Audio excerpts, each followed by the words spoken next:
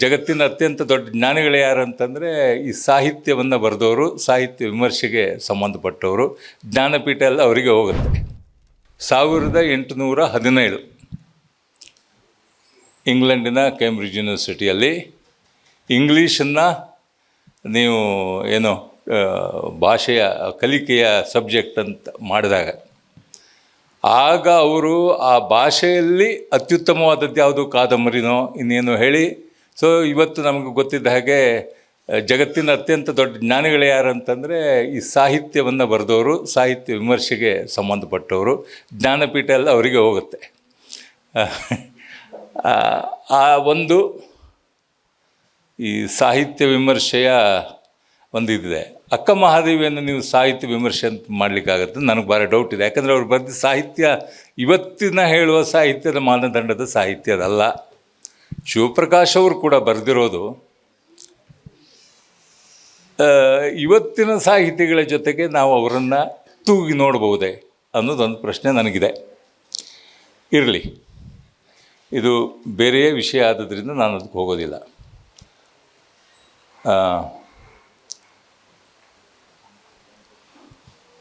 ನನಗೆ ಶಿವಪ್ರಕಾಶರ ಒಂದು ಈಗಾಗಲೇ 9-10 ನಾಟಕ ಮಾಡಿದ್ದೇನೆ. ಇನ್ನೊಂದು ನಾಟಕವನ್ನು ಮಾಡುವವನಿದ್ದೀನಿ. ಬಹಳ ವರ್ಷದಿಂದ ಒಡನಾಟ ಇದೆ. ಅವ್ರ ಜೊತೆಗೆ ಸೇರಿ ಮಂಟೇಸ್ವಾಮಿ ಕಥಾ ಪ್ರಸಂಗವನ್ನು ಬರೆಯೋ ಸಂದರ್ಭದಲ್ಲಿ ಜೊತೆಗೇ ಹೋಗಿ ಜೊತೆಗೆ ಆ ಹಾಡುಗಳನ್ನು ಕಲೆಕ್ಟ್ ಮಾಡಿ, ಆಗ ಅಷ್ಟು ಸಿಗ್ತಾ ಇರಲಿಲ್ಲ ಮಂಟೇಸ್ವಾಮಿಯ ಕಥಾ ಪ್ರಸಂಗ, ಆ ನೀಲಗಾರರ ಇವುಗಳು ರಿಸೋರ್ಸ್ ಸಿಗ್ತಿರಲಿಲ್ಲ. ಅವರಿರೋ ಸ್ಥಳಕ್ಕೆ ಹೋಗಿ ಒಂದು 90 ಗಂಟೆಗಳಷ್ಟು ಕಾಲ ಅದನ್ನು ರೆಕಾರ್ಡ್ ಮಾಡಿಕೊಂಡು ಅದನ್ನು ಕೇಳಿ ಅದನ್ನು ಮತ್ತು ಅವರು ಬರೆದು ನಾನು ಕೊಟ್ಟ ಕೆಲವು ಏನು ಹೇಳಿದ್ದೆ ಅಂತಂದರೆ, ನೀವು ರೆಗ್ಯುಲರ್ ರೀತಿಯಾದ ನಾಟಕ ಬರಿಬೇಡಿ, ಅದಕ್ಕೆ ಹೆಜ್ಜೆ ಹೆಜ್ಜೆಗೂ ಹಾಡುಗಳನ್ನು ಹಾಕಿ ಅಂದಾಗ ಅವ್ರ ತಕ್ಷಣ ಮತ್ತು ಹಾಕಿ ಇದು ಒಂದೊಂದು ಪ್ರೋಸೆಸ್ಸಲ್ಲಿ ತಯಾರಾದಂಥ ಒಂದು ನಾಟಕ. ಆಮೇಲೆ ಅದು ಪ್ರಿಂಟ್ ಮಾಡಿದ್ದು ಕೂಡ ಅವರು ಹಲವು ಶೋಸ್ಗಳು ಆದಮೇಲೆ. ಶಿವಪ್ರಕಾಶರ ಜೊತೆಗೆ ಕೆಲಸ ಮಾಡೋದಕ್ಕೆ ಈ ಥರದ ಒಂದು ಆನಂದ ಇದೆ. ಒಂದು ಡೆಮೊಕ್ರೆಟಿಕ್ ಆದಂಥ ಒಂದು ಪ್ರಕ್ರಿಯೆ ಅದು. ರಂಗಭೂಮಿಯಲ್ಲಿ ನಾಟಕ ಕೊಟ್ಟೋದು ಡೆಮೊಕ್ರೆಟಿಕ್ ಆಗಿಯೇ ಇರಬೇಕು. ಎಲ್ಲರೂ ಸೇರಿ, ಇಲ್ಲಿ ಬೆಳಕು ಬಿಡುವವನು ಒಬ್ಬ ಕಲಾವಿದ, ನಟನೂ ಒಬ್ಬ ಕಲಾವಿದ, ನಿರ್ದೇಶಕನೂ ಒಬ್ಬ ಕಲಾವಿದ, ನಾಟಕ ರಚಿಸುವವನು ಕಲಾವಿದ, ಇವರೆಲ್ಲ ಸೇರಿ ಒಂದು ಕಲಾಕೃತಿ ಆಗುತ್ತೆ ಹೊರತು ಸಾಹಿತ್ಯ ಕೃತಿ ಹಾಗೆ ಬರೆದು ಮುಗಿಸಿಟ್ಟ ತಕ್ಷಣ ಅಲ್ಲಿ ಕೃತಿ ಆಗೋದಿಲ್ಲ. ನಮ್ಮ ರಂಗಭೂಮಿ ಶುರು ಆಗೋದೇ ನಾಟಕಕಾರರು ತಮ್ಮ ಪೆನ್ನನ್ನು ಅವರು ಕೆಳಗಿಟ್ಟ ಮೇಲೆ ನಮ್ಮ ಕೃತಿ, ಮುಂದಿನ ಕೃತಿ ಶುರುವಾಗೋದು. ನಾಟಕದ ಕೃತಿ ಶುರುವಾಗೋದೇ ನಾಟಕಕಾರ ಅವನ ಕೆಲಸವನ್ನು ಅಂತ್ಯಗೊಳಿಸಿದಾಗ. ಶಿವಪ್ರಕಾಶರ ಅಂಥವ್ರ ಜೊತೆಗೆ ಹಾಗಾಗೋದಿಲ್ಲ. ಅವರು ನಿರಂತರವಾಗಿ ನಾಟಕದ ಜೊತೆಗೆ ನಾಟಕ ಕಟ್ಟುವ ಕ್ರಿಯೆಯಲ್ಲಿ ಇರ್ತಾರೆ. ಮಲ್ಲಮ್ಮನ ಮನೆ ಹೋಟ್ಲು ನಾಟಕ ಬರೆದ ಸಂದರ್ಭ ನಂಗೆ ನೆನಪಿದೆ. ಸಂಜೆ ಒಂದು 6 ಗಂಟೆಗೆ ನಾನು ಶಿವಪ್ರಕಾಶ್ಗೆ ಸಿಕ್ಕಿ ಹೇಳಿದೆ, ಇನ್ನೆರಡು ದಿವಸದಲ್ಲಿ ನಾನು ಕೊಡಗಿಗೆ ಹೋಗೋದಿದೆ, ನನಗೊಂದು ನಾಟಕ ಬೇಕು ಅಂತ. ಅವರು ಆಗ KR ಪುರಂ ಕಾಲೇಜಿನಲ್ಲಿ ಪಾಠ ಮಾಡ್ತಾಯಿದ್ರು. ಬೆಳಿಗ್ಗೆ 8 ಗಂಟೆಗೆ ನನ್ನ ಕೈಯಲ್ಲಿ ಮಲ್ಲಮ್ಮನ ಮನೆ ಹೋಟ್ಲು ಸ್ಕ್ರಿಪ್ಟನ್ನು ತಂದು ಕೊಟ್ಟರು. ಸೊ ಒಂದು ರಾತ್ರಿಯಲ್ಲಿ ಒಂದು ಸ್ಟ್ರೆಚ್ಚಲ್ಲಿ ಬರೆದವರು. ಅದೇ ಕಾರ್ನಾಡರನ್ನ ನೀವು ಕೇಳಿದರೆ, ಅವರು ಒಂದು ನಾಟಕವನ್ನು ಸುಮಾರು ಅವ್ರು ಪ್ರಿಂಟ್ ಮಾಡುವ ನಾಟಕಕ್ಕಿಂತ ಒಂದು 8 ಪಟ್ಟು ಹೆಚ್ಚಿಗೆ ಬರೆದಿರ್ತಾರೆ. ಅದನ್ನು ಹಲವು ಬಾರಿ ಎಡಿಟ್ ಮಾಡಿರ್ತಾರೆ, ಹಲವು ಬಾರಿ ತಿದ್ದಿರ್ತಾರೆ, ಒಂದು ರಿಫೈನ್ಡ್ ಇದು ಕೊಡ್ತಾರೆ. ಶಿವಪ್ರಕಾಶ್ ಹಾಗೆ ಮಾಡಿದ್ದು ನನಗೆ ಗೊತ್ತಿಲ್ಲ. ಇನ್ನೊಂದು ನಾಟಕ ಮಸ್ತಕಾಭಿಷೇಕ ರಿಹರ್ಸಲ್, ಅದು ಕೂಡ ಹಾಗೆ 4 ದಿವಸ ನಾವು ಜೊತೆಗಿದ್ವಿ ಒಂದು ರೂಮ್ನಲ್ಲಿ. ಆ ನಾಟಕ ಬರೆಯೋದಕ್ಕೋಸ್ಕರ ಅವರಿಗೆ ಡೆಲ್ಲಿಯಿಂದ ಕರ್ಕೊಂಡ್ಬಂದು ಇಲ್ಲಿ ಕಟ್ ಹಾಕಿ ಇಲ್ಲೊಂದು ರೂಮ್ ಮಾಡಿ ಅದನ್ನ ನಾಟಕ ಬರೆದ್ರು. ಅದನ್ನು ಟೈಪ್ ಮಾಡ್ಕೊಳ್ಳೋಕೆ ಅವ್ರ ಶಿಷ್ಯರು ಕೆಲವರಿದ್ದರು, ಕೇಶವ ಮಳಗಿ ಇತ್ಯಾದಿಗಳು. ಇವರ ಸ್ನೇಹಿತರುಗಳು ಕೂಡ ಅನೇಕ ಜನ ಬಂದು ಹೋಗೋರು. ಅವ್ರ ಮಧ್ಯೆ ಮಾತಾಡ್ತಾ ಇವರು ನಾಟಕವನ್ನು ಬರೆದ್ರು 4 ದಿವಸದಲ್ಲಿ. ಅದು ಯಾವಾಗ ಬರೆದ್ರು ಯಾವಾಗ ಬಂದ್ರು ಗೊತ್ತಿಲ್ಲ. ಈ ಥರದ ನಾಟಕಕಾರರು. ಆ ರೀತಿಯ ಒಡನಾಟ ನನಗೆ ಶಿವಪ್ರಕಾಶ್ ಜೊತೆಗೆ ನಾನು ನೋಡಿದ್ದೀನಿ. ಅದನ್ನು ಈ 20ನೇ ಶತಮಾನದ ಕಲಾ ಪ್ರಪಂಚದಲ್ಲಿ ಸಾಮಾನ್ಯವಾಗಿ ಡಿಬೇಟ್ ಮಾಡೋ ಹಾಗೆ ಕನಸುಗಳ ಲೋಕದ ಜೊತೆಗೆ ಕಲಾವಿದರು ಮುಖಾಮುಖಿಯಾಗಿದ್ದಾರೆ ಅಂತ ಹೇಳ್ತಾರೆ. ಕನಸನ್ನು ನಮಗೆ ಕನಸು ಎಷ್ಟೊತ್ತು ಬೀಳುತ್ತೆ, ಮಧ್ಯರಾತ್ರಿ ಬೀಳುತ್ತೆ, ಗಾಢವಾದ ಕನಸು ಬೀಳುತ್ತೆ, ಎಲ್ಲೋ ಯಾವುದೋ ಹುಲಿ ಅಟ್ಸ್ಕೊಂಬಂದಂಗೆ ಆಗುತ್ತೆ, ಪ್ರಪಾತದಲ್ಲಿ ಓಡ್ತೀವಿ, ಇನ್ನೆಲ್ಲೋ ಬೀಳ್ತೀವಿ, ಬಿದ್ದಾಗ ಎಚ್ಚರ ಆಗುತ್ತೆ, ಏನೋ ದೀರ್ಘವಾದ ಒಂದು ಕಥೆ ಇದ್ದಂಗೆ ಇರುತ್ತೆ. ಆದರೆ ಅದು ಬೀಳೋದೊಂದು ಅರ್ಧ ಸೆಕೆಂಡ್ 1 ಸೆಕೆಂಡಿನ ಟೈಮ್ ಅಷ್ಟೇ. ನಮಗೆ ಆ ಕಾಲದ ಮಿತಿಯನ್ನು ನಾವು ದಾಟಿ ಬಂದಿರ್ತೀವಿ. ಅದರಲ್ಲಿ ಕಾಲದ ಪರಿವೇ ಇರೋದಿಲ್ಲ ಆ ಗಾಢ ನಿದ್ದೆಯಲ್ಲಿ. ಕನಸುಗಳಲ್ಲಿ ನಮಗೆ ಕನಸಿನ ಲೋಕ ಗೊತ್ತೇ ಇಲ್ಲ. ನಮ್ಗೆ ಸಿಟ್ಟೆ ಯಾಕೆ ಬರುತ್ತೆ ನಮ್ಗೆ ಗೊತ್ತಿಲ್ಲ. ಭಾವನೆಗಳು ಬೇರೆ ಬೇರೆ ಸಂದರ್ಭದಲ್ಲಿ ಯಾಕೆ ಹಾಗಾಗುತ್ತೆ ನಮಗೆ ಗೊತ್ತಿಲ್ಲ, ಇನ್ನೂ ನಮ್ಮ ನಾಲೆಜ್ಗೆ ಅದು ಬಂದಿಲ್ಲ. ನಾನು ಒಂದು ವ್ಯಕ್ತಿ ಜೊತೆಗೆ ಬಹಳ ಸಂತೋಷವಾಗಿರ್ತೀನಿ, ಇನ್ನೊಬ್ಬ ವ್ಯಕ್ತಿ ಜೊತೆಗೆ ಅದೇ ಸನ್ನಿವೇಶದಲ್ಲಿ ಸಿಟ್ಟಲ್ಲಿರ್ತೀನಿ. ಯಾವುದೇ ನನ್ನ ಕಂಟ್ರೋಲಲ್ಲಿಲ್ಲ. ಸೊ ಇದಿದೆಯಲ್ಲ, ಇದ್ರ ಬಗ್ಗೆ ನಾಟಕ, ಕಲಾ ಪ್ರಪಂಚ ಮುಖಾಮುಖಿಯಾಗಿದೆ ಅನ್ನೋದನ್ನು ಗುರುತಿಸ್ತಾರೆ. ಶಿವಪ್ರಕಾಶರ ನಾಟಕಗಳು ಕನಸಿನ ಲೋಕದ ನಾಟಕಗಳು, ಅಥವಾ ಏನು ಪ್ರಿಟೆಕ್ಸ್ಟ್ ಫಾರ್ ಡ್ರೀಮ್ಸ್ ಅಂತ ಹೇಳ್ತಾರಲ್ಲ ಸಿಂಬಾಲಿಸ್ಟ್ಗಳು, ಅದಲ್ಲ. ಅದು ಸಿಂಬಾಲಿಕ್ ನಾಟಕಗಳು ಅಂತ ನೀವು ಹೇಳೋಕ್ಕಾಗೋದಿಲ್ಲ. ಅವ್ರದ್ದು ನಿಮ್ಮ ಸರ್ರಿಯಲಿಸ್ಟ್ ಅಂತಲೂ ಹೇಳೋಕ್ಕಾಗಲ್ಲ, ಅಬ್ಸರ್ಡ್ ಅಂತಲೂ ಹೇಳೋಕ್ಕಾಗಲ್ಲ. ಅದು ಮೀರಿದ ಇನ್ನೊಂದು ನೆಲೆ ಅವರಲ್ಲಿದೆ. ಅದನ್ನು ನಾವು ಗುರುತಿಸೋದ್ರಲ್ಲಿ ನಾವು ಸೋತಿದ್ದೀವಿ. ಬಹುಶಃ ಅದು ಯಾವುದಿರ್ಬೋದು, ಯಾವುದೋ ಖಂಡಾಂತರದಿಂದ ಪಕ್ಷಿ ಎಷ್ಟೋ ಶತಮಾನಗಳಿಂದ ನಮ್ಮಲ್ಲಿ ಬರ್ತವಿಲ್ಲೇ, ಇದರ ಹತ್ರ ಮಂಡಗದ್ದೆಗೆ ಬರುತ್ತೆ. ಅದು ಯಾಕೆ ಬರುತ್ತೆ ನಮಗೆ ಗೊತ್ತಿಲ್ಲದ ವಿಚಾರ. ಹಂದಿಗಂಡಿ ಅಂತಿದೆ. ಯಾವುದೋ ಕಾಲದಲ್ಲಿ ಹಂದಿ ಬಂದಿರುತ್ತೆ, ಅದರ ಮೊಮ್ಮಗನೋ ಬರುವಾಗ ಕಾಡಿನಲ್ಲಿ ಅದೇ ದಾರಿಯಲ್ಲಿ ಬರುತ್ತಂತೆ ಅದು. ಸೊ ಬೇಟೆ ಆಡುವವರು ಅವ್ರಿಗೆ ಗೊತ್ತಿದೆ, ಇಂಥ ಜಾಗದಲ್ಲಿ ನಾನು ಗನ್ ಹಿಡ್ಕೊಂಡು ಕೂತ್ರೆ ಹಂದಿ ಅಲ್ಲಿಗೆ ಬರುತ್ತೆ ಅಂತ ಗೊತ್ತಿರುತ್ತೆ. ಒಂದು ಕಡೆಯಲ್ಲಿ ಹಳು ಸೋಸೋರು, ಆ ಹಂದಿಯನ್ನು ಹಿಂದಿಂದ ಓಡಿಸೋರು ಇರ್ತಾರೆ, ಅವರು ಓಡಿಸ್ತಾರೆ, ಹಂದಿ ಅದೇ ಜಾಗದಲ್ಲಿ ಬರುತ್ತೆ. ಅಂದರೆ ಅದ್ರ ಮುತ್ತಜ್ಜ ಬಂದ ಅದೇ ಆ ಟ್ರ್ಯಾಕಲ್ಲೇ ಬರುತ್ತೆ ಅದು. ಇವರು ಗುಂಡು ಹಾಡಿದ್ದಾರೆ. ಅದಕ್ಕೆ ಆ ಹಂದಿಗೆ ಆ ಟ್ರ್ಯಾಕ್ ಹೇಗೆ ಗೊತ್ತಿದೆ? ಅಥವಾ ಆದಿವಾಸಿ ನೃತ್ಯ ನೋಡಿ, ಎಲ್ಲೋ ಮಣಿಪುರದ ಆದಿವಾಸಿಗಳು ನರ್ತಿಸೋದು ಒಂದೇ ಥರ ಇರುತ್ತೆ, ಬಸ್ತರ್ ಕಾಡಿನಲ್ಲಿ ನರ್ತಿಸುವ ಆದಿವಾಸಿಗಳು ಒಂದೇ ಇರ್ತಾರೆ, ಅಂಡಮಾನ್ನಲ್ಲಿ ನರ್ತಿಸುವ ಆದಿವಾಸಿಗಳು ಒಂದೇ ಇರ್ತಾರೆ, ಇನ್ನೆಲ್ಲೋ ರೆಡ್ ಇಂಡಿಯನ್ಸ್ಗಳ ಆದಿವಾಸಿಗಳು, ಆಫ್ರಿಕಾದ ಆದಿವಾಸಿಗಳು ಒಂದೇ ಥರ ನರ್ತಿಸ್ತಾರೆ. ಇದು ಹೇಗೆ? ಇದೆಲ್ಲ ಅನೇಕ ವಿಸ್ಮಯಗಳು ಗೊತ್ತಿಲ್ಲ. ಹಾವಿನ ಎಡೆ, ನಮ್ಮಲ್ಲಿ ಹಾವಿನ ಉಪದ್ರ ಅಂತ ಕರಿತೀವಿ. ಹಾವು ಹೋಗೋ ಟ್ರ್ಯಾಕ್ ಮಧ್ಯೆ ನೀವು ಮನೆ ಕಟ್ಟಿ ಆ ಹಾವಿಗೆ ತಡೆ ಆಗುತ್ತೆ. ಈ ಕೆಲವೊಂದು ವಿಸ್ಮಯಗಳು, ಇದು ಜನ್ಮಾಂತರ ಅಂತ ಕರೀತಾರೋ ಭವಾಂತರ ಅಂತ ಕರೀತಾರೋ ಏನೂ ಗೊತ್ತಿಲ್ಲ, ನಮಗೆ ಗೊತ್ತಿಲ್ಲದ ಒಂದು. ಆದರೆ ಕನಸಿನ ಲೋಕಕ್ಕಿಂತ ಬೇರೆಯದೇ ಆದಂಥದ್ದು ಮತ್ತೊಂದು. ಭವದ ಶಿವಪ್ರಕಾಶ್ ಭಾಷೆಯಲ್ಲಿ ಹೇಳೋದಾದರೆ, ಭವದ ಆಚೆಯ ದಡದವರು, ದಿವವನ್ನು ಮೀರಿದವರು, ದಿವದ ಗಡಿಯನ್ನು ಮೀರಿದವರು, ಅದು ಯಾವುದೋ ಒಂದು ಲೋಕ ಇದೆ. ಇದು ನನಗೆ ಅದನ್ನು ನಾವು ಗ್ರಹಿಸಿದೆ. ಶಿವಪ್ರಕಾಶರನ್ನು ಹೇಗೆ ಗ್ರಹಿಸ್ಲಿಕ್ಕಾಗತ್ತೆ? ಅವರು ಇವತ್ತು ಬರುವಾಗ, ನಾನು ಬಿಡುವಿರಲಿಲ್ಲ, ಇವತ್ತು ಬರುವಾಗ ಒಂದು ಪುಸ್ತಕ ನೋಡಿದೆ. ಅವ್ರು ನಾನು ಕೊಟ್ಟಿದ್ದೊಂದು 10-12 ವರ್ಷದ ಹಿಂದೆ. ನಾಟಕಗಳು ಇವತ್ತಿನವರೆಗಿನ ನಾಟಕಗಳು ಅಂತ. ಅದರಲ್ಲಿ ಮುನ್ನುಡಿ ಮತ್ತು ಹಿನ್ನುಡಿ ಅಲ್ಲೇ ಭಾಳ ಸ್ಪಷ್ಟವಾಗಿದೆ, ತೀರ ಸಾಂಕೇತಿಕವಾಗಿದೆ ಅದು.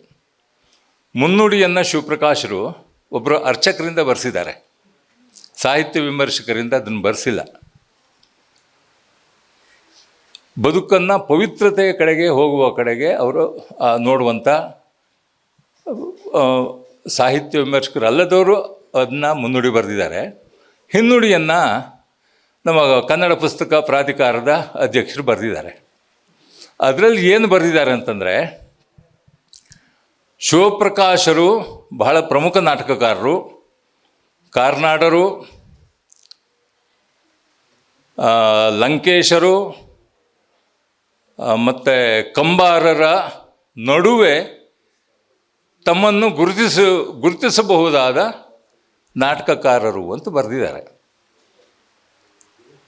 ಇದು ಹೇಗಂತಂದರೆ ಇದರ ಹಿಂದಿರುವ ಒಂದು ಸೂಕ್ಷ್ಮ ನಾವು ಗಮನಿಸಿದರೆ, ನೀವು ಕಂಬಾರರು, ಕಾರ್ನಾಟರು ಅಥವಾ ಲಂಕೇಶ್ ಜೊತೆಗೆ ಶಿವಪ್ರಕಾಶನ್ನು ಹೇಗೆ ಹೋಲಿಸ್ತೀರಿ? ಅದು ನನಗೆ ಬಹಳ ಕಷ್ಟ, ಅರಗಿಸ್ಕೊಳ್ಳೋದು ಕಷ್ಟ. ಇದು ನೀವು ಲಂಕೇಶ್, ಕಂಬಾರ ಇವರು ಜಾಗತಿಗೆ ಇವರು, ಯಾಕಂದರೆ ಇವರು ಸಂಭಾಷಣೆಯನ್ನು ಬರೆಯುವ ನಾಟಕಕಾರರು. ನಾಟಕದ ಮೂಲ ಇದೇನಂತಂದರೆ, ಆ ಮಾಧ್ಯಮದ ಮೂಲ ಸಂಭಾಷಣೆ. ಕಾವ್ಯಗಳಲ್ಲಿ, ಕಥೆಗಳಲ್ಲಿ ಬೇರೆ ರೀತಿಯಲ್ಲಿ ಕಮ್ಯುನಿಕೇಟ್ ಆಗುತ್ತೆ. ನಾಟಕದ ಮಾಧ್ಯಮ ಸಂಭಾಷಣೆ, ಪಾತ್ರಗಳು ಮಾತಾಡ್ತವೆ ಅಂತ ನಮ್ಮ ತಿಳುವಳಿಕೆ. ಆ ಮಾದರಿಯಲ್ಲಿ ಬರೆದ ನಾಟಕಗಳೇನಿದ್ದಾವೆ ಇದಕ್ಕೆ ಡ್ರಾಮಾ ಅಂತ ಕರೀತಾರೆ. ಈ ಮಾದರಿಗೆ ಡ್ರಾಮೆಟಿಕ್. ಸೊಫೋಕ್ಲಿಸ್ನ ಕಾಲದಿಂದಲೂ ಇರುವಂಥದ್ದು. ಪಾತ್ರಗಳ ಮಾತಿನ ಮೂಲಕ, ಅವರ ಮಾತುಕತೆಯ ಚಕಮಕಿಯ ಮೂಲಕ ಕತೆ ದಾಟುವುದು. ನೀವು ಸೇತುರಾಮ್ ನಾಟಕ ಕೂಡ ಅದು ಹಾಗೆ ಆ ಲೆಕ್ಕಕ್ಕೆ ತರ್ಬೋದು, ಆ ಲಿಸ್ಟಿಗೆ ತರ್ಬೋದು. ಮಾತಿನ ಚಕಮಕಿ. ಅದರಿಂದ ಆ ಮಾತು ಕೇಳಿದಾಗ ನಿಮ್ಗೇನಾಗುತ್ತೆ, ಚಪ್ಪಾಳೆ ಹೊಡೆಯೋಣ ಅನಿಸುತ್ತೆ. ಚಪ್ಪಾಳೆಯನ್ನು ನಿರೀಕ್ಷಿಸ ಮಾಡುವ ನಾಟಕಕಾರರು. ಮಾತು ಪಾತ್ರದ ಸೈಕಾಲಜಿಯನ್ನು ಹೇಳುತ್ತೆ. ಪ್ರಜ್ಞೆ ಮತ್ತು ಪರಿಸರದ ವಾದ ಅಂತಿದೆಯಲ್ಲ, ಮನುಷ್ಯ ಒಬ್ಬ ಪರಿಸರದ ಶಿಶು, ಒಬ್ಬ ಇಂಡಿವಿಜುವಲ್, ಸೋಷಿಯಲ್ ಇಂಡಿವಿಜುವಲ್. ಅವನ ಸುಖ ದುಃಖ ಇತ್ಯಾದಿಗಳು ನಾಟಕದಲ್ಲಿ, ಆ ಬಿಕ್ಕಟ್ಟುಗಳು, ಅವನ ಸಂಕಟಗಳು ಚರ್ಚೆಗಳು ಪಡ್ತವೆ. ಹೆಚ್ಚಂತಂದರೆ ಪಶ್ಚಾತ್ತಾಪ ಪಡ್ಬೋದು ಅವನು ಕೊನೆಯಲ್ಲಿ. ಒಂದು ಹೆಚ್ಚಂತಂದ್ರೆ ಅದು ಸೈಕೋಸೊಮ್ಯಾಟಿಕ್ ಅಂತ ಹೇಳಿ ಕರಿತೀವಿ. ಮನೋದೈಹಿಕ ನೆಲೆಯ ನಾಟಕಗಳು. ಅದನ್ನು ಮೀರಿದ ದಾರ್ಶನಿಕತೆ ಅಲ್ಲಿಲ್ಲ. ಹೆಚ್ಚಂತಂದರೆ ನಾನು ಹೇಳಿದ ಹಾಗೆ ನವ್ಯ ಪರಂಪರೆ ಈಚೆಯ ಸೆನ್ಸಿಬಿಲಿಟಿ, ಅದರ ವಿಮರ್ಶಾ ಮಾನದಂಡ, ಈ ಥರದ ಡ್ರಾಮಾ ಅನ್ನುವುದರ ಇದು. ಡ್ರಾಮಾ ಅಂತಂದರೆ ಮಾತುಕತೆ. ಶಿವಪ್ರಕಾಶರ ನಾಟಕಗಳು ಮಾತುಗಳ ಚಕಮಕಿಯ, ಮಾತುಗಳ ಮೂಲಕ ಕಮ್ಯುನಿಕೇಟ್ ಆಗುವ ನಾಟಕಗಳಲ್ಲ. ಇವರ ನಾಟಕಗಳಲ್ಲಿ ನಾನು ಗಮನಿಸಿದ್ದು ಭಾಷೆಯ ಶಕ್ತಿ. ಮಾತುಕತೆಯ ನಾಟಕಕಾರರು, ಸಂಭಾಷಣೆಯ ನಾಟಕಕಾರರಿಗೂ, ಭಾಷೆಯ ಶಕ್ತಿಯನ್ನು ಬಳಸಿಕೊಂಡ ನಾಟಕಕಾರರಿಗೂ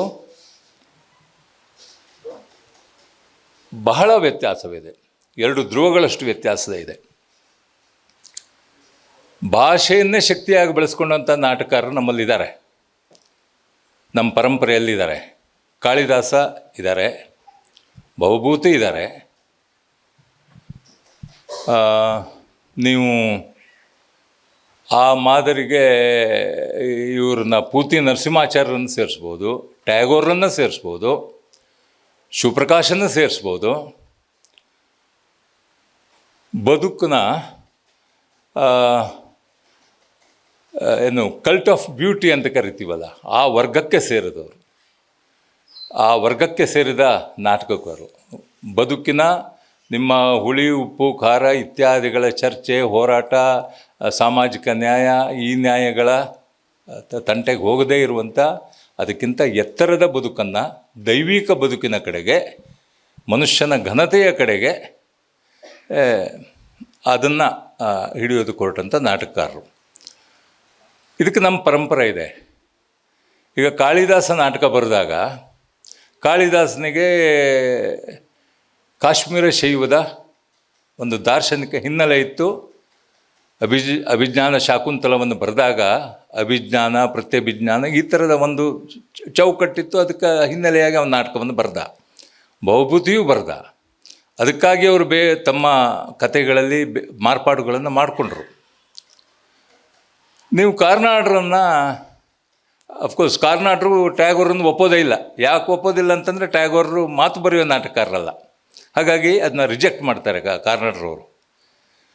ಶಿವಪ್ರಕಾಶರನ್ನು ನೀವು ಈ ಸಾಲಿಗೆ ಹೋಲಿಸಿದರೆ TN ಯಾರು ಸೇತುರಾಮ್ನವರ ಮಾತಿನ ಚಕ್ಕಮಕ್ಕೆ ನಾಟಕಕಾರ ಜೊತೆ ಕಂಪೇರ್ ಮಾಡಿ ಇವ್ರ ನಾಟಕ ಚೆನ್ನಾಗಿಲ್ಲ, ಚಪ್ಪಳೆ ಬರಲ್ಲ, ತಣ್ಣಗಿನ ನಾಟಕ ಅಂತ ಹೋಲಿಕೆ ಮಾಡುವುದೇ ಒಂದು ರೀತಿಯಲ್ಲಿ ನಾವು ಮಾಡುವ ಶಿವಪ್ರಕಾಶಿಗೆ ತೋರಿಸುವ ಅಗೌರವ.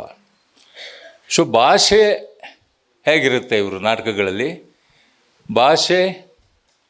ಭಾಷೆಯ ಅತ್ಯುನ್ನತ ಬಳಕೆ ಹೇಗೆ?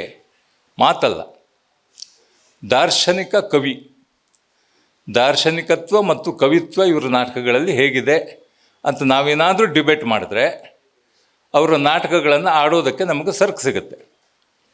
ಕಾಳಿದಾಸನಿಗಿದ್ದ ಹಾಗೆ ಒಂದು ದಾರ್ಶನಿಕ ಹಿನ್ನೆಲೆ ಶಿವಪ್ರಕಾಶನ ನಾಟಕಗಳಿಗಿವೆ, ಖಂಡಿತವಾಗಿಯೂ ಇದೆ.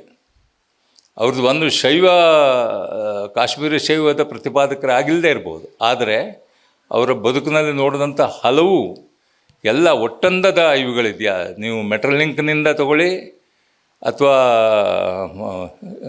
ಕಾಳಿದಾಸನಿಂದ ತಗೊಳ್ಳಿ, ಭವಭೂತಿಯಿಂದ ತಗೊಳ್ಳಿ, ಇನ್ಯಾರೋ ಥಿಯೇಟರ್ನಿಂದ ಅಂತ ಹೇಳ್ತಾರೆ ಅದರಿಂದ ತಗೊಳ್ಳಿ, ಬೌದ್ಧ ಧರ್ಮದಿಂದ ತಗೊಳ್ಳಿ, ಜೈನ ಧರ್ಮದಿಂದ ತಗೊಳ್ಳಿ, ಇವೆಲ್ಲವುಗಳ ಒಂದು ಹೀರಿಕೊಂಡಂಥ ಒಂದು ದೃಷ್ಟಿ ಅದಿದೆ. ಅದು ಕನಸಿನ ಲೋಕವನ್ನು ಮೀರಿದ ಇನ್ನೊಂದು ಭವಾಂತರಗಳ ಕತೆ. ಸೊ ಹಾಗಾಗಿ ನಾನು ಅವ್ರ ನಾಟಕಗಳನ್ನು ಓದುವಾಗ ನನಗೆ ಅನಿಸೋದು ಒಂದು, ಅದರ simplicity it's very simple. Shivaprakash ನಾಟಕಗಳು ಬಹಳ ಸರಳವಾಗಿರುತ್ತೆ. ಅದು ಸ್ಪಿರಿಚುವಲ್ ಆಗಿರುತ್ತೆ. ನಾನು ಸಾಮಾನ್ಯ ಅರ್ಥದ ಸ್ಪಿರಿಚುವಲ್ ಅಂತ ನಾನು ಹೇಳ್ತಾ ಇಲ್ಲ, ಸಿಂಪಲ್ ಆಗಿರುತ್ತೆ, ಅದು ಸ್ಪಿರಿಚುವಲ್ ಆಗಿರುತ್ತೆ, ಮತ್ತು ಅದಕ್ಕೊಂದು ಸೈಕ್ಲಿಕ್ ಆದ ಡಿಸೈನ್ ಇರುತ್ತೆ.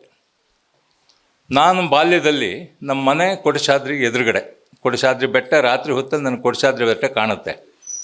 ಕತ್ತಲೆಯಲ್ಲಿ ಅದು ತ್ರಿಕೋನಾಕಾರದಲ್ಲಿ ಇದೆ ಬೆಟ್ಟ, ನೀಲಿ ಬಣ್ಣದ ತ್ರಿಕೋನ. ಅಲ್ಲಿ ಬೇಸಿಗೆಯ ಹೊತ್ತಲ್ಲಿ ಅದಕ್ಕೆ ಬೆಂಕಿ ಬೀಳುತ್ತೆ, ಕಾಡಿನ ಬೆಂಕಿ ಬೀಳುತ್ತೆ. ದೂರದಿಂದ ಕಾಣುವಾಗ ನನಗೆ ಅಲ್ಲಿ ಒಂದು ಬೆಳಕಿನ ಸೆಳೆದು ಒಂದು ಕೋಲು, ಉರಿಯುತ್ತಿರುವ ಕೋಲು ಆ ಬೆಟ್ಟದ ಮೇಲೆ ಕಾಣುತ್ತೆ, ಆ ತ್ರಿಕೋನಾಕಾರದ ಬೆಟ್ಟದ ಮೇಲೆ. ಅದು ಪ್ರತಿದಿನ ಬೆಳೀತಾ ಹೋಗುತ್ತೆ. ನಾನು ಅದನ್ನು ಪ್ರತಿ ರಾತ್ರಿ ಕೂತು ನೋಡ್ತಾ ಇರ್ತೀನಿ. ಸ್ವಲ್ಪ ಸ್ವಲ್ಪ ಬೆಳೆಯುತ್ತೆ ಆ ಕಾಡಿನ ಬೆಂಕಿ. ದೂರದಿಂದ ಬಹಳ ರಮ್ಯ, ಆದರೆ ಅದು ಬೆಂಕಿ, ಆ ಉಜ್ವಲತೆ ಇದೆ ಅದಕ್ಕೆ. ಅದು ಬೇರೆ ಬೇರೆ ಪ್ಯಾಟ್ರನಲ್ಲಿ ಹೋಗುತ್ತೆ, ಹೆಚ್ಚು ಕಡಿಮೆ ಸರ್ಕಲ್ ಆಗೋ ತನಕ ಬರುತ್ತೆ, ಅದು ಹೇಗೋ ನಂದು ಹೋಗುತ್ತೆ, ಇನ್ನೆಷ್ಟೋ ದಿನಕ್ಕೆ ಮತ್ತೊಂದು ಬರುತ್ತೆ. ಈ ಇಮೇಜ್ ನನಗೆ ಶಿವಪ್ರಕಾಶರ ನಾಟಕ ನೋಡುವಾಗ ಯಾವತ್ತೂ ಆಗುತ್ತೆ. ಒಂದು ಸರ್ಕ್ಯುಲರ್ ಆದಂಥ ಒಂದು ಅದರ ಒಳಗಡೆಯ ಒಂದು ಪ್ಯಾಟ್ರನ್ ಮತ್ತು ಒಂದು ಪಿರಮಿಡ್ನ ಪ್ಯಾಟ್ರನ್, ಇದು ಒಂದರ ಒಳಗೆ ಒಂದಿದ್ದ ಹಾಗೆ ನನಗೆ ಕಾಣುತ್ತೆ. ಇದು ಅವರ ನಾಟಕದ ಅಂತರಂಗದಲ್ಲಿರುವ ಡಿಸೈನ್, ಇದು ಅನುವಾದ ಅಲ್ಲ. ಅವರ ನಾಟಕಗಳಿಗೆ ನಾನು ಕೊಡುವ ಒಂದು ರೂಪ. ಒಬ್ಬ ನಿರ್ದೇಶಕನಾಗಿ ನನಗೆ ಅಂತರಂಗದಲ್ಲಿ ಆ ಪ್ಯಾಟರ್ನ್ ಸಿಗುತ್ತೆ. ಇವ್ರ ನಾಟಕದಲ್ಲಿಯೂ ಇದೆ ಅದು. ಇವ್ರ ನಾಟಕಗಳನ್ನು ನೀವು ನೋಡಿದಾಗ ಒಂದು 3-4 ಕ್ಯಾಟಗರಿ ಕಾಣುತ್ತೆ. ಒಂದು, ಸ್ಥಿತಪ್ರಜ್ಞರಾಗಿ ನಿಂತಂಥ ಪಾತ್ರಗಳು, ಕಾಡುಗಳು, ಸಿದ್ಧರು, ಬುದ್ಧರು, ಕಲ್ಲುಕುಟಿಕರು. ಅವರು ಲೋಕವನ್ನು ತಟಸ್ಥವಾಗಿ ನಿಂತು ನೋಡ್ತಾ ಇರ್ತಾರೆ, ಕಮೆಂಟ್ ಮಾಡ್ತಾರೆ. ಅಲ್ಲಿಗೆ ಒಂದು ಭವಣೆಯನ್ನು ಅನುಭವಿಸ್ತಿರುವ ಪಾತ್ರದ ಪ್ರವೇಶ ಆಗುತ್ತೆ, ಅಥವಾ ಅವಳು ಸಮಣಿಯ ಪ್ರವೇಶ ಆಗುತ್ತೆ. ಈ ಸಮಣಿ ಅಂತಂದರೆ ಮದುವೆ ಹೆಣ್ಣಿನ ಸಮಣಿ ಅಂತ ಇಟ್ಕೊಳ್ಳಿ, ಅಥವಾ ಬೇರೆ ಬೇರೆ ನಾಟಕದಲ್ಲಿ ಬೇರೆ ಬೇರೆ ಥರ ಇರುತ್ತೆ. ಅವರು ಪರಿಪೂರ್ಣತೆಯ ಕಡೆಗೆ, ಪವಿತ್ರತೆಯ ಕಡೆಗೆ ಚಲಿಸ್ತಾ ಇರುವ ಪಾತ್ರಗಳು. ಅವರು ಪರಿಪೂರ್ಣರಲ್ಲ, ಚಲಿಸ್ತಾ ಇರುವ ಪಾತ್ರಗಳು. ಅವರ ಪ್ರವೇಶ ಆಗುತ್ತೆ. ಮದುವೆ ಹೆಣ್ಣಿನಲ್ಲಿ ಬೋಧಿಸತ್ವ ಅಥವಾ ಮಹಾಕಾರುಣ್ಯದ ಅವನ ಹಾಗಾಗಬೇಕು ಅಂತ ಹೊರಟಿರುವಂಥ ಪಾತ್ರಗಳು. ನಂತರ ಅಲ್ಲಿ ತೊಂದರೆಗೊಳಪಟ್ಟಂಥ ಕೆಡುಕನ್ನು ಅನುಭವಿಸ್ತಿರುವಂಥ ಅಥವಾ ಕೆಡುಕೇ ತಾವಾಗಿರುವಂಥ ಪಾತ್ರಗಳ ಪ್ರವೇಶ ಆಗುತ್ತೆ. ಇವರೆಲ್ಲರೂ ಕೊನೆಗೆ ಒಂದು ಮಹಾಕಾರುಣ್ಯದ ಕಡೆಗೆ ಒಂದು ಹೊರಡುವ ಚಲನೆಯನ್ನು ಮಾಡ್ತಾರೆ.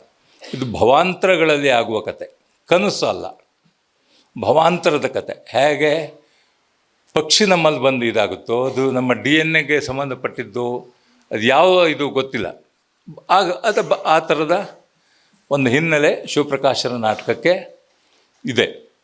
ಇವುಗಳನ್ನು ನಾವು ಅರ್ಥ ಮಾಡ್ಕೊಳ್ಳದೆ ಹೋದರೆ ನಾವು ಸುಮ್ಮನೆ ಕಂಬಾರ ಜೊತೆಗೆ ಕನ್ನಡ ಜೊತೆಗೆ ಕಂಪೇರ್ ಮಾಡೋಕ್ಕೆ ಶುರು ಮಾಡ್ತೀವಿ. ಇದು ಅವರಿಗೆ ನಾವು ಮಾಡುವ ಅವಮರ್ಯಾದೆ ಅಂತಲೇ ನಾನು ತೀವ್ರವಾಗಿ ಭಾವಿಸ್ತೀನಿ. ಹಾಗಾದರೆ ಶಿವಪ್ರಕಾಶರ ನಾಟಕಗಳಲ್ಲಿ ಏನಿದೆ, ಅವರ ಭಾಷೆಯ ಬಳಕೆ ಹೇಗಿದೆ? ಈ ಉಳಿದ ನಾಟಕಕಾರರು, ಈಗ ಕರ್ನಾಟಕ ನಾಟಕ ಅಂತ ಇಟ್ಕೊಳ್ಳಿ, ನಾನು ತಗೊಂಡ್ರೆ ಆ ಅವರು ಮಾತುಗಳನ್ನು ಬರೆದಿದ್ದಾರೆ, ಸಂಭಾಷಣೆ ಬರೆದಿದ್ದಾರೆ. ಆ ಮಾತುಗಳಲ್ಲಿ ಚಲನ ಇರುತ್ತೆ. ನೀನು ಬಾ ಅಂತ ಹೇಳಿದ್ರೆ ನನ್ನ ದೇಹ ಮುಂದಕ್ಕೆ ಹೋಗುತ್ತೆ. ನೀನು ಬಾ, ಬರಬೇಡ ಅಂತ ಹೇಳುವಾಗಲೂ ಮುಂದಕ್ಕೆ ಹೋಗುತ್ತೆ.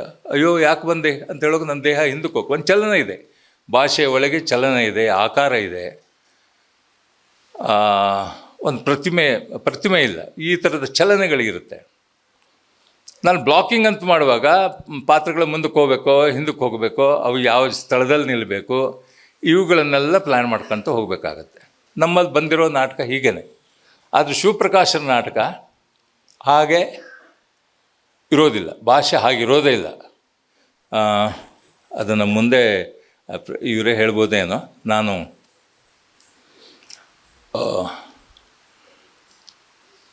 ಓದ್ತೀನಿ ಅವರ ಒಂದು ನಾಟಕದಲ್ಲಿ.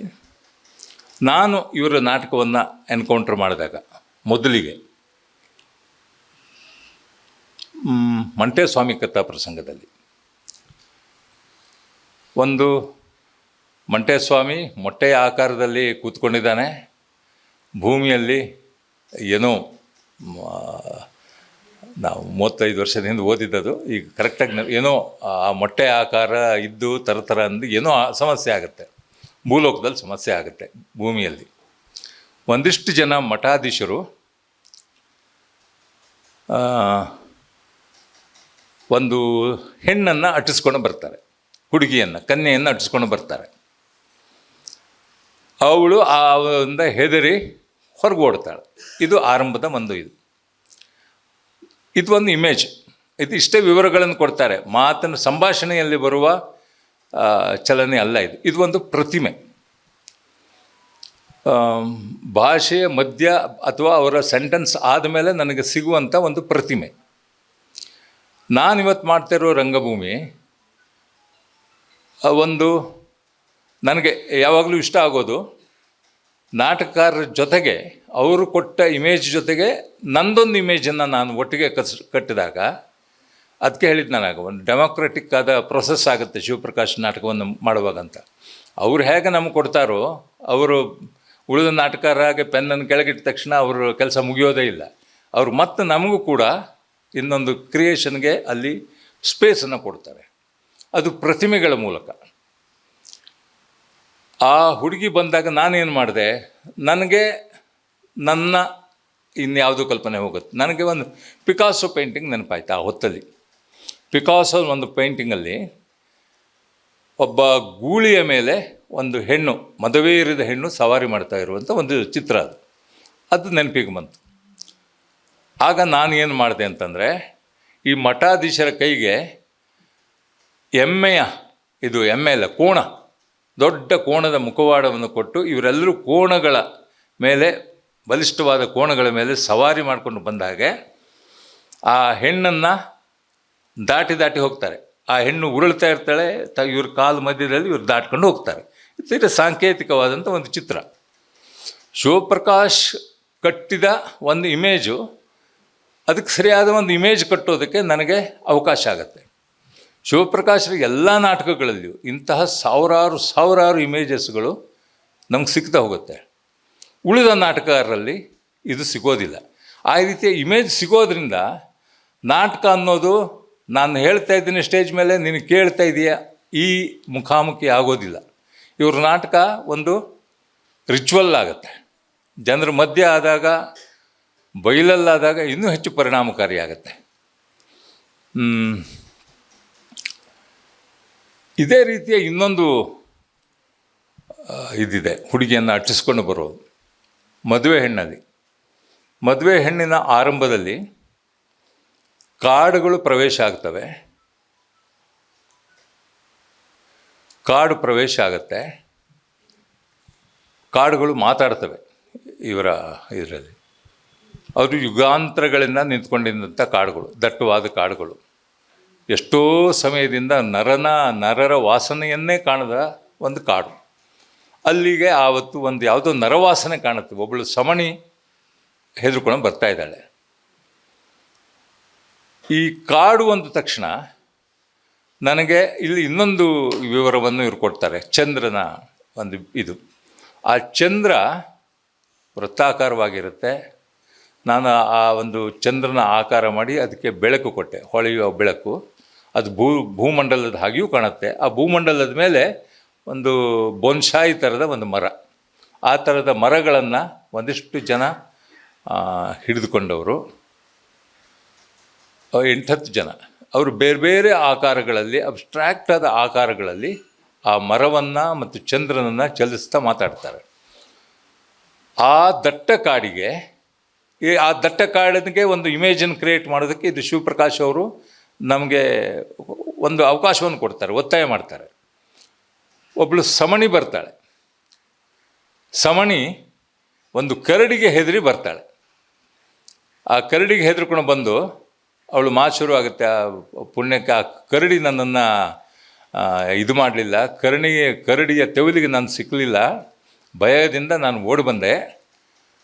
ನನ್ನ ಸ್ಥಳದಲ್ಲಿ ಬೇರೆ ಬೋಧಿಸತ್ವ ಏನಾದರೂ ಇದ್ದರೆ ತನ್ನನ್ನು ತಾನೇ ಆ ಕರಡಿಗೆ ಅರ್ಪಿಸಿಕೊಂಡು ಬಿಡ್ತಿದ್ದ. ಯಾಕಂದರೆ ಅವನ ಭಯವನ್ನು ಮೀರಿದವನು, ನಾನಿನ್ನೂ ಭಯವನ್ನು ಮೀರಿದವಳಲ್ಲ ಅಂತ ಈ ಥರದ್ದೇನೋ ಒಂದು ಬರುತ್ತೆ. ಇದನ್ನು ಹೇಗೆ ಇದರಲ್ಲಿರೋ ಇಮೇಜನ್ನು ನಾನು ಗ್ರಹಿಸಿದ್ದು, ಒಬ್ಬಳು ಬಿಳಿ ಬಟ್ಟೆಯನ್ನು ಉಟ್ಟ ಒಬ್ಬಳ ಹೆಂಗಸು, ಅವಳ ಮೈ ತುಂಬ ಬಿಳಿಯ ಬಟ್ಟೆ ಸುತ್ತಿದೆ. ವಿಂಗ್ನಿಂದ ಅವಳು ನಿಧಾನಕ್ಕೆ ಬಹಳ ಸ್ಲೋ ಆಗಿ ಸುತ್ತಕೊಳ್ತಾ ಚೀತ್ಕರಿಸುತ್ತಾ ಪ್ರವೇಶ ಆಗುತ್ತಾಳೆ. ಹಿಂದೆ ಒಬ್ಬ ಕರಡಿಯ ಮುಖವಾಡ ಧರಿಸಿದವನು ಪಾಸಾಗಿ ಹೋಗ್ತಾನೆ. ಕರಡಿ ಮತ್ತು ಇನ್ಯಾವುದೋ ಬೇರೆ ಬೇರೆ ಕ್ರೂರ ಪ್ರಾಣಿಗಳು ಒಂದಿಷ್ಟು ಹೀಗೆ ಪಾಸಾಗಿ ಹೋಗ್ತವೆ. ಇವಳು ಅಷ್ಟು ಒಂದು ರಿಚುವಲ್ ಆದಮೇಲೆ ನಂತರ ಈ ಡೈಲಾಗನ್ನು ಹೇಳ್ತಾಳೆ. ಇದು ಒಂದು ಡೈಲಾಗನ್ನು ನೀವು ವಿಜುವಲೈಸ್ ಮಾಡೋದಲ್ಲ. ಡೈಲಾಗ್ನ ಇವರು ಬರೆದಿರುವ ಕಾವ್ಯದ ಸಾಲನ್ನಿಟ್ಕೊಂಡು, ಕಾವ್ಯದ ಪ್ರತಿಮೆಯನ್ನು ಇಟ್ಕೊಂಡು ಇನ್ನೊಂದು ಪ್ರತಿಮೆಯನ್ನು ನಾವು ಕಟ್ಟುವುದಕ್ಕಿರುವ ಅವಕಾಶ. ಇದು ಬೇರೆ ನಾಟಕಕಾರರಲ್ಲಿ ನಮಗೆ ಈ ಅನುಕೂಲಗಳು ನನಗೆ ಕನ್ನಡದಲ್ಲಂತೂ ಸಿಕ್ಕಲಿಲ್ಲ. ಒಂದು ಭಾಷೆಯ ದೃಷ್ಟಿಯಿಂದ ಆ ಭಾಷೆಯ ಶಕ್ತಿಯ ಅವರು ಬಳಸಿರೋದು ಅದನ್ನು ಹೇಳ್ತೀನಿ, ಹೇಳ್ತೀನಿ. ಈಗ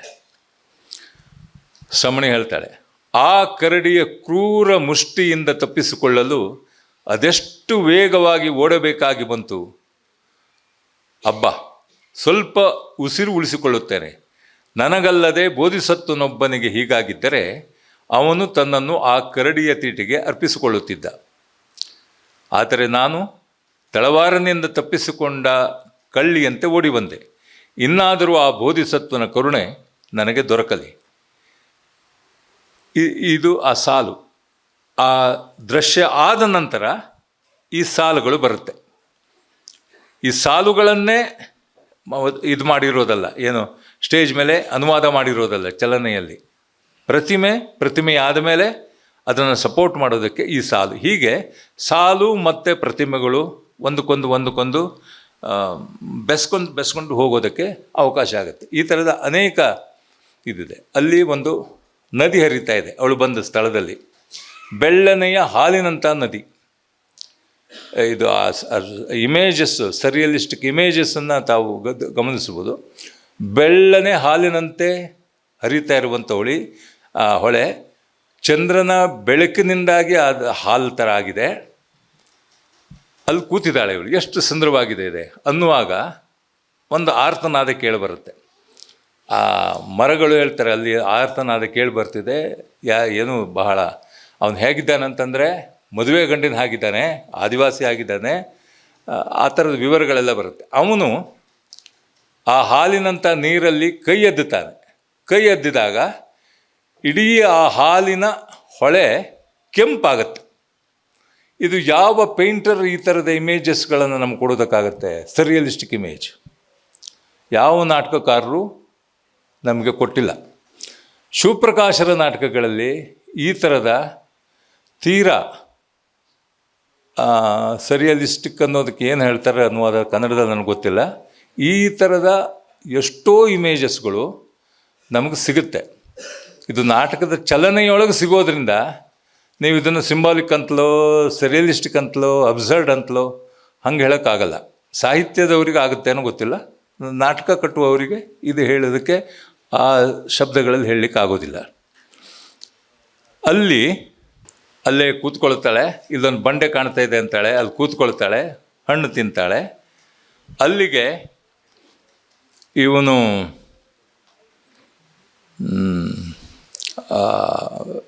ಏನು ಕಷ್ಟದವನ್ನ ಬವಣೆಗೆ ಒಳಪಟ್ಟವನು ಬರ್ತಾನೆ. ಇಲ್ಲಿ ಅವರಿಬ್ಬರು ಮುಖಾಮುಖಿ ಆಗುತ್ತೆ. ಅವನ ಕಥೆಯನ್ನು ಹೇಳ್ತಾನೆ. ಇಂಥ ದಿನ ಹೀಗಾಯ್ತು ನನಗೆ ಅಂತ ಹೇಳ್ತಾನೆ. ಅವನ ಕತೆ ಹಿಂದೆ ಅಭಿನಯಿಸಲ್ಪಡುತ್ತದೆ. ಇಲ್ಲಿ ಇಬ್ಬರು ಬರ್ತಾರೆ. ನಾನು ನಾಟಕ ಮಾಡುವಾಗ ಅಲ್ಲಿ ಇಬ್ಬರನ್ನ ತಂದಿದ್ದೇನೆ. ಒಬ್ಬ ಕತೆ ಹೇಳುವವನು, ಇನ್ನೊಬ್ಬ ಅದನ್ನು ಅಭಿನಯಿಸಿ ತೋರಿಸುವವನು. ಒಬ್ಬ ಕತೆ ಹೇಳ್ತಾ ಇದ್ದಾನೆ, ಅದೇ ಪಾತ್ರ ಹಿಂದೆ ಅಭಿನಯಿಸಿ ತೋರಿಸ್ತಾ ಇದ್ದ, ಡಬಲ್ ಆ್ಯಕ್ಟಿಂಗ್ ಥರ.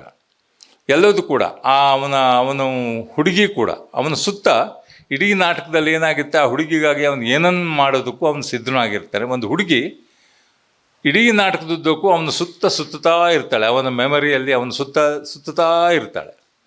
ಇದು ನಾನು ಪ್ಯಾರಲಲ್ಲಾಗಿ ಶಿವಪ್ರಕಾಶರಿಗೆ ಕಟ್ಟುವುದಕ್ಕೆ ಒಂದು ಅವಕಾಶ. ಈ ಥರದ ಇನ್ನೊಂದು ಇಮೇಜ್, ನಾಟಕದ ಜೊತೆಗೆ ಇನ್ನೊಂದು ಇಮೇಜನ್ನು ಒಟ್ಟೊಟ್ಟಿಗೆ ಬೆಸೆತಾ ಹೋಗೋದಕ್ಕೆ.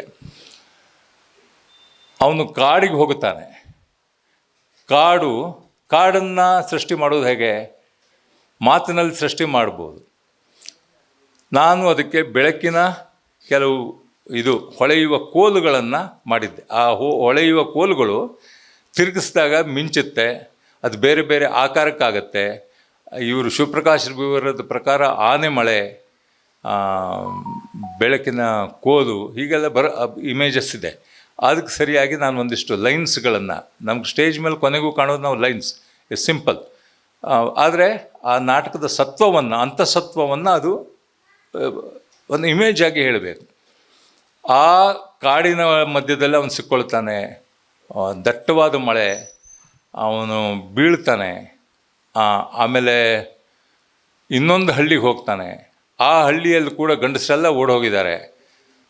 ಅಲ್ಲಿಯ ಮನೆ ಕೂಡ ತಿರುಗುತ್ತವೆ, ಎಲ್ಲವೂ ತಿರುಗುತ್ತವೆ. ಯಾಕಂದ್ರೆ ನಾನು ಆಗಲೇ ಹೇಳಿದಾಗೆ ಇಡೀ ನನಗೆ ಕಾಣೋದು ಇವರ ನಾಟಕಗಳಲ್ಲಿ ವೃತ್ತಾಕಾರ, ಪ್ರತಿಯೊಂದು ವೃತ್ತಾಕಾರದಲ್ಲಿ ಇರಬೇಕು. ಪಿರಮಿಡ್ ಯಾಕಂತಂದರೆ ಪಿರಮಿಡ್ ಅನ್ನೋದು ಸ್ಥಿರ. ಇಷ್ಟೆಲ್ಲದನ್ನು ಆಚೆಗೆ ಒಂದು ಸ್ಥಿರವಾದ ಪಿರಮಿಡ್ ಇದೆ. ಪಿರಮಿಡ್ ಮತ್ತು ವೃತ್ತಾಕಾರದ ಚಲನೆ ಇಡೀ ನಾಟಕದುದ್ದಕ್ಕೂ ನಾನು ಡಿಸೈನ್ ಮಾಡಿದ್ದೀನಿ. ಸಮಯ ಆಯಿತು ಅಂತ ಹೇಳಿದ್ದಾರೆ. ದೀರ್ಘವಾಗಿ ನನ್ನ ಹತ್ರ ನಾನು ಶಿವಪ್ರಕಾಶ್ ಜೊತೆಗೇ ಇದನ್ನು ಒಂದು ಸಲ ಇದನ್ನು ಮಾಡಿದ್ವಿ. ಆ ನಾಟಕದ ವಿಜುವಲ್ಸ್ ಹಾಕ್ಕೊಂಡು ಅದನ್ನು ವಿವರಣೆಯನ್ನು ಕೊಟ್ಟಿದ್ದೀನಿ. ಇದು ಒಂದು ನಾಟಕದ ಬಗ್ಗೆ. ನಾನು ಅವ್ರದ್ದು ಈಗಾಗಲೇ ಹೇಳಿದಾಗ 9 ನಾಟಕ ಮಾಡಿದ್ದೀನಿ. 9 ನಾಟಕದ ಬಗ್ಗೆ ನನಗೆ ಕೊಟ್ಟರೆ ಒಂದೊಂದು ನಾಟಕದ ಬಗ್ಗೆ ಒಂದೊಂದು ದಿವಸ ನಾನು ಮಾತಾಡಬಲ್ಲೆ. ಕೊನೆಯ ಮಾತು, ಶಿವಪ್ರಕಾಶನ್ನ ನಾವು ಓದಬೇಕಾದ, ಗ್ರಹಿಸಬೇಕಾದ, ನೋಡಬೇಕಾದ ರೀತಿ ಇವತ್ತಿನ ರೀತಿಯಲ್ಲಿ ನೋಡೋದಕ್ಕೆ ಆಗೋದಿಲ್ಲ. ಹಾಗೆ ನೋಡಿದರೆ ಅದು ಅವರನ್ನು ಮತ್ತೊಬ್ಬ ಆರ್ಡಿನರಿ ನಾಟಕಕಾರನ ಲೆವೆಲಲ್ಲಿ ನಿಲ್ಲಿಸ್ದಂಗೆ ಆಗುತ್ತೆ. ಹೇಗೆ ನಮ್ಮ ಪರಂಪರೆಯಲ್ಲಿ ಕಾಳಿದಾಸ, ಭವಭೂತಿ, ಟ್ಯಾಗೋರ್ ಇವರ ಸಾಲಿನಲ್ಲಿ ಅವರ ನಾಟಕಗಳನ್ನು ನೋಡಬೇಕೆ ಹೊರತು ನಮ್ಮ ಇವರು ಸಾಲಿನಲ್ಲಿ ನೋಡುವಂಥ ನಾಟಕಕಾರರಲ್ಲ. ಇಷ್ಟನ್ನು ಹೇಳಿ ನನ್ನ ಮಾತು ಮುಗಿಸ್ತೀನಿ. ನಮಸ್ಕಾರ.